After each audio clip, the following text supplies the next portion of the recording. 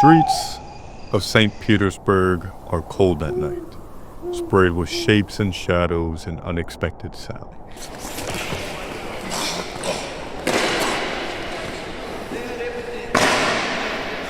Islam Makhachev has made weight and is ready to fight, but is short of something, someone, an opponent. April 19th, 2019, 7 months earlier in Sochi, Russia, a man would be put to sleep by a little-known Armenian, Arman Tsarukyan. Trained in freestyle wrestling, judo, pancration, boxing, Muay Thai, kickboxing, jiu-jitsu, and gymnastics.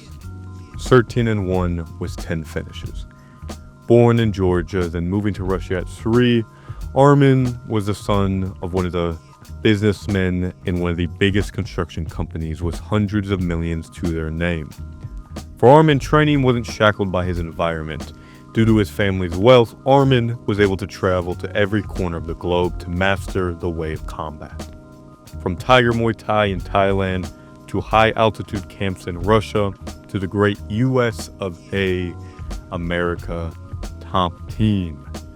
With a background of wrestling and judo, Arman had crafted, sculpted, hardened his mind and body into a form fitting of a dark knight.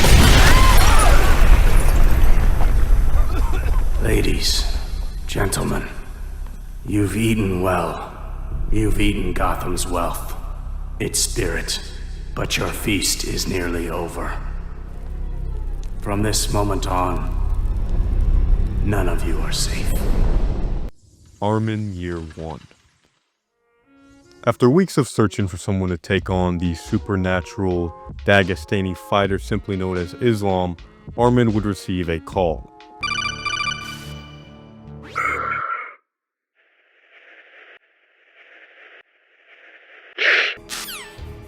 Fighting someone on the caliber of Islam alone is already quite the task.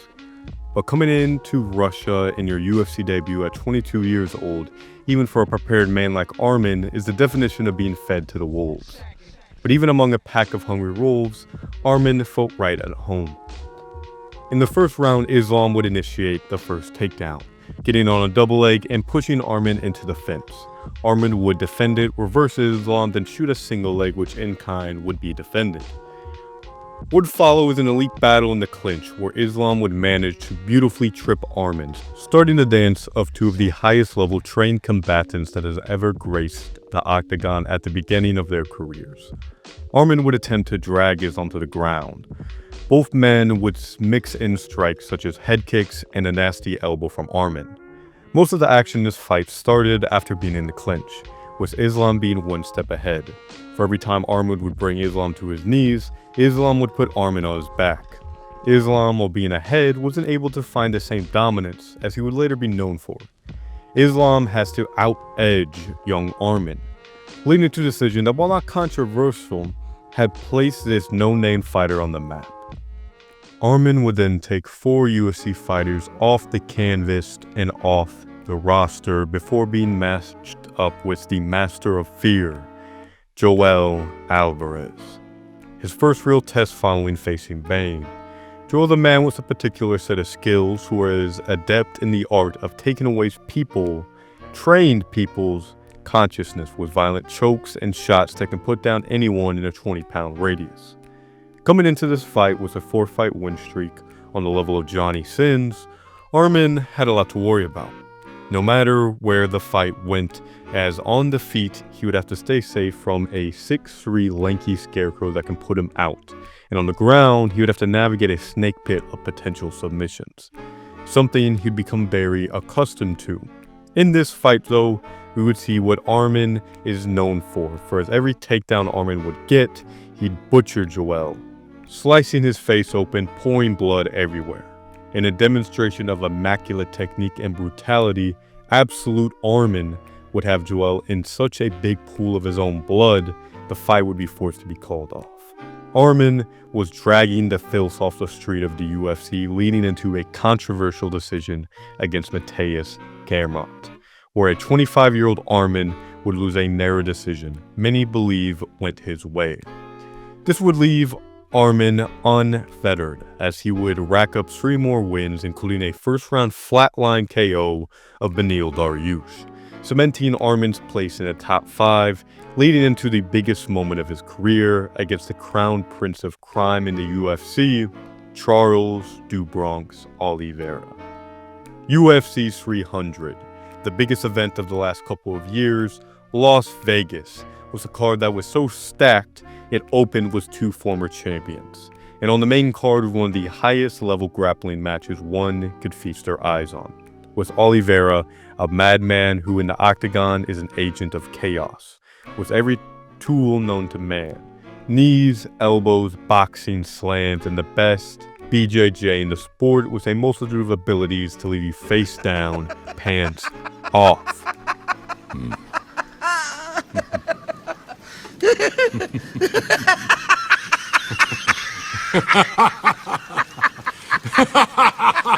Arman, the killing joke.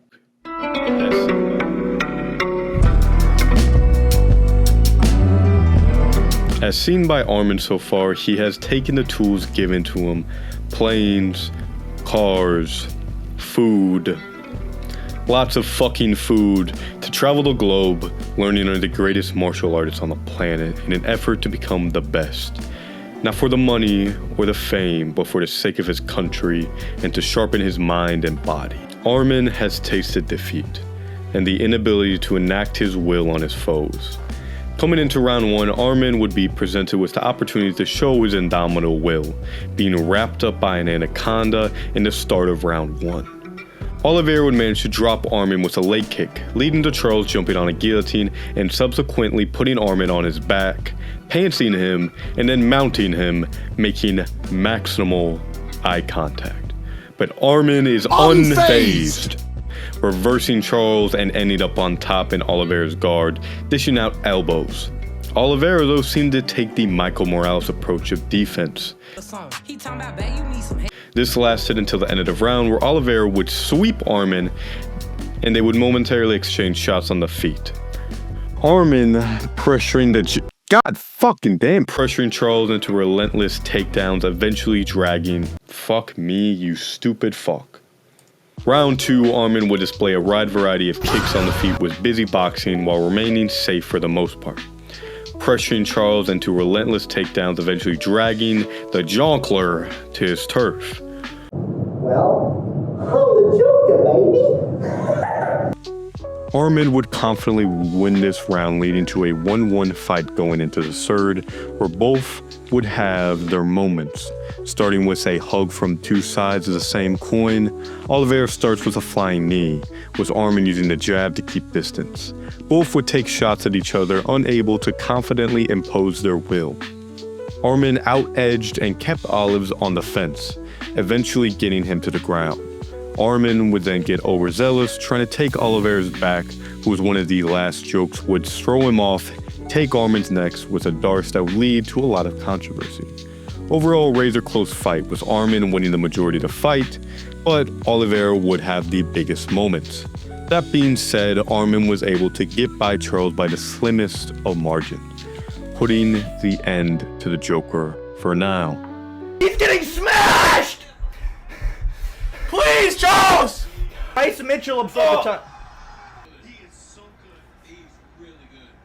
With the division well behind him, Arman had one man on his mind, a familiar foe, Islam Makhachev. Arman would prepare with his final master of the craft, someone who managed to run up the ranks of the UFC, taking on the biggest and baddest fighters such as Sean Strickland, John Jones. Second of all, can you tell people that I didn't sleep with you for an interview? I'm not gonna lie.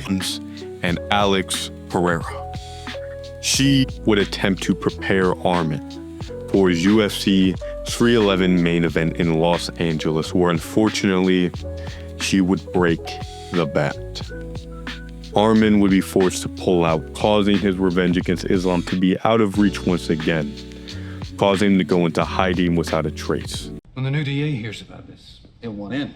Do you trust him? It'll be hard to keep him out, and here he's as stubborn as you are. Living to fight another day, Arman would hear news of a two-faced criminal on the loose that he needed to stop. Someone worse coming out of hiding for someone that could lead him to Islam. He's just like a lippy little rich kid that's had everything handed to him in his life, and he thinks he can go around and like, it's like, I'm just saying, if there's a repeat, like there's a video of him walking up on Bobby Green. Back to clean the UFC of gatekeepers, Arman, after a year and a half of back massages, would prove his ability after butchering Hooker, diving on him from the rafter and slicing him open and putting him unconscious.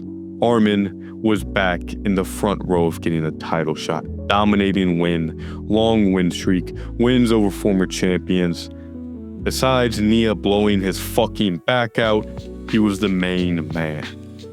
A Batman without plot armor is just any other man. With a mixture of bad luck and assaulting fans, Arman would be forced to the shadows to wait for his time to strike.